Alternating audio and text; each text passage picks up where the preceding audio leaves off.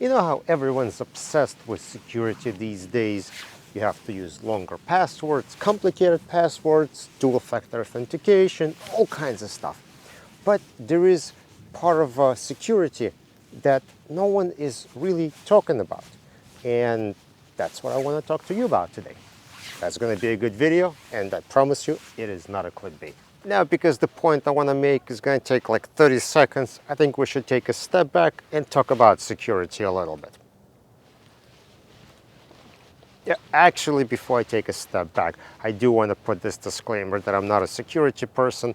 I don't know what I'm talking about. This is just my opinion, and yeah, entertainment purposes only. Now we're taking a step back. All right, so the security.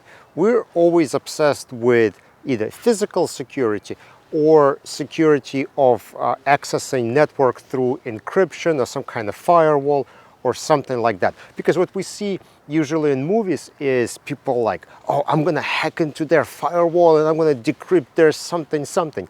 That usually doesn't happen in real life. Sure, there are exceptions. There could have been 10-year-old servers with no updates installed and somebody finds a vulnerability to get in, something like that. But that's usually not what happens.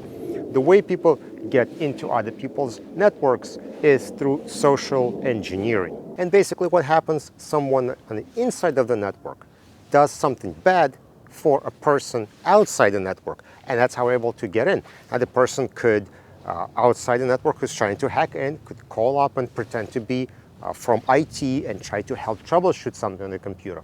Or they could send a file that's infected and get user to double click on something. But either way, it's the user inside the network does some kind of action that allows person from the outside to access either the system or get into the network or something like that. And that's what I find surprising to me is, for example, after Uber had their breach of their network, they posted so many jobs of security positions, and they had like maybe 6 job positions open. But it's not that their network needed to be more secure, it's the people inside who needed to be trained better.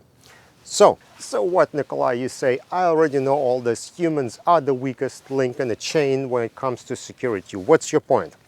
Well, here's the situation that people don't talk about enough. And it is when people, employees, are put in a position where they have to get their job done, and they're being felt like if they don't get it done, they'll get fired.